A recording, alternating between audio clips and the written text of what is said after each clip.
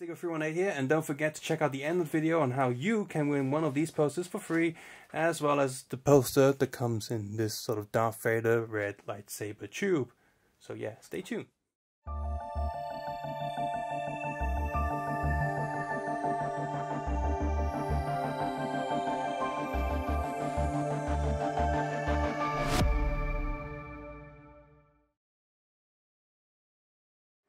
Hello and welcome to another LEGO Star Wars review. This is the LEGO Star Wars set of 2017 Summer Wave. It's not summer yet, but we got this a little bit earlier. This is set 75167 Bounty Hunter Speeder Bike Battle Pack. And this is really awesome because while this is a battle pack, we've got 4 completely different and individual figures and pretty big characters if you think about it from the Star Wars lore, so that's pretty amazing.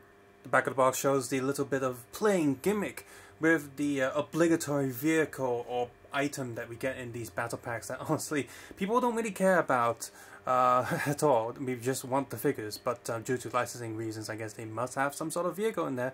So still kudos for LEGO company for giving us 4 different bounty hunters, completely different characters in a set like this. The title box here shows all of the bounty hunters 1x1 scale. Now we have a 26-page instruction booklet. Instructions were very easy to follow, maybe a little bit too easy. On the back of the booklet we have the minifigure guide for this wave, as well as a poster there, mini poster, and a list of all the other sets released under this wave, as well as a picture of the complete set, the 4 bounty hunters and the speeder bike. Very easy to follow, and of course, as always in this battle pack, the booklet was folded up in the box, and there are no sticker sheets in this set. For a battle pack, the vehicle isn't too bad at all. It's definitely way better than that weird walker, 2-leg walker that came with one of the Stormtrooper packs, the Death Trooper pack a while ago. That was terrible, but this one actually is pretty decent, and speeder bikes tend to do pretty well in these battle packs. The only toy gimmick here are the 2 stud shooters on the back, and of course it comes with a lot of spare red studs. On the front there you got the little windscreen, some pieces that supposedly can move, but it's not designed to do that, it's just meant to stay there. And the overall structure is very solid and secure, and if I drop this from a high height, you see it's not going to fall apart. So it is built quite well for a thing of this size. The color is also pretty nice. I definitely like this blue color. It's not a very common color, so it's nice to have these pieces coming out about. The rest of the colors, you got grays and blacks, and those are very standard. There is a backpack on the back there for one of the bounty hunters to hold on to if it's not on this vehicle. And one more thing about this is a 4-figure battle pack, but this vehicle can only really put 1 character sitting in the driver's seat. You can sort of have 2 more characters sitting on the back there, standing on the back, but there's definitely no room for a 4th one unless he's hanging on to this in a really silly way. Quick look at the bottom there. Very flat, very simple surface, but the engines still look good on the front. As right here, you got these 2 red pieces showing out. That's mostly covered when you're looking from the front and the top, but when you look at the bottom, it definitely shows up, which is not too big of a deal, but the color is a bit bright and bright red. It does contrast the rest of the vehicle. The engine there on the back is a nice touch, and I like how they use these handles there to give you sort of an X-Wing vibe from the speeder bike. So that's pretty cool. So all in all, not a bad battle pack vehicle, but we've seen better, but this is probably one of the top 10 good ones. In this pack you get 4 bounty hunters. You get four-Lome, IG-88, Dengar, and Bosk. I can't really pronounce his name.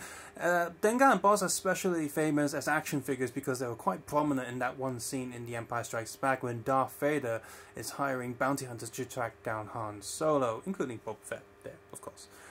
All the figures come with stud shooters, so that's pretty cool, I guess, if you don't have enough of those already.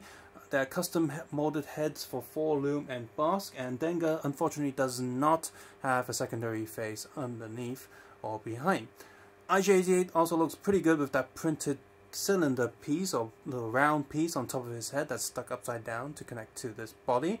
However, the print gets a little bit distracting on the side because the print is designed to look straight from head on, but when you look at it from the side it starts to look stretched, and that's pretty lame.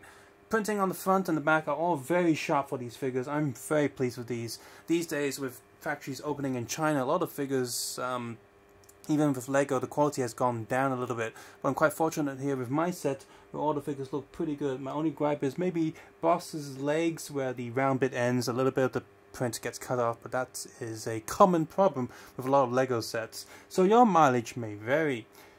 The back prints also are pretty good on these figures, so I'm not complaining too much there. The back of IG-88 features a little like hand hook piece to hold onto an extra rifle. There's a backpack for Dengar, and there are no other accessories for the other two characters. On the top of four-Lome's head is a tiny hole to avoid choking if a kid is to swallow the headpiece. Unfortunately for me, my IG-88's face printing is printed on top of where the molding injection happened, so there's a little bit of a round dot around area where the print is a little bit messed up, just around above one of his eyes. So that's irritating, but that means it can happen to anyone else. One final nitpick is usually with these sets, the vehicle tends to have a clip or something to hold onto the weapons if you don't want the characters to hold them, but there are none here. So aside from that and everything I've said earlier, overall this is a pretty good set, and you've got characters that are definitely recognizable for a Star Wars fan. If you're not that big of a Star Wars fan and you don't recognize these bounty hunters because they were not main characters in the movie, you probably still enjoy this set for the colorful and different characters that you don't usually get in other sets. The four-Lome and Boss head molds are pretty unique. We had Boss before, but he's only been in a few sets, and this is one of the easiest way to get a bunch of these characters. Dengar was previously released, I think, earlier this year, but that was also in a pretty big set. So, if you want a cheap way to get some recognizable and pretty cool bounty hunters, then definitely pick this set up. The vehicle itself isn't that bad either. So all in all, a very nice little battle pack. For this video's poster, today's poster, just say which bounty hunter is your favorite, plus 318, so your favorite bounty hunter's name, 318 in numbers, and leave it in the comment below and I'll randomly pick someone to send the poster to. Doesn't matter where you come from or where you live, I will send that poster to you. Hey guys, here's a chance to win one of these posters. I'm going to be giving 4 of these posters out. They're double-sided, they contain the previous wave of minifigures that was released in 2017, and they come in this sort of Darth Vader red lightsaber cardboard tube, which is pretty cool. And I'm going to be giving away 4 of these in 4 videos that are going to be coming out within the week. I'm going to be reviewing some of the new LEGO Star Wars sets, including the First Order Stormtrooper Battle Pack, the Bounty Hunter Pack, and Obi-Wan's Jedi Starfighter with hyperdrive attached, clone tank, and the Darth Vader transformation scene. So in order to win those, check out those videos in somewhere in the middle, somewhere at the end, and I'll tell you exactly how to win one of these posters. I'll send them anywhere in the world as long as you answer it and I randomly select you. So yeah. Of course, do be mindful that I'm not paying for tracking posts, so if they go missing, I only have 4 of these. I'm sorry, I can't send another one to you, and when you do win, I will be of course needing your address so I can send it to you. So good luck and enjoy the video. I've tried to do a slightly updated format to my reviews to try and attract more viewers and put more effort into the videos. So let me know what you guys think in the comments below. Enjoy the video and stay tuned.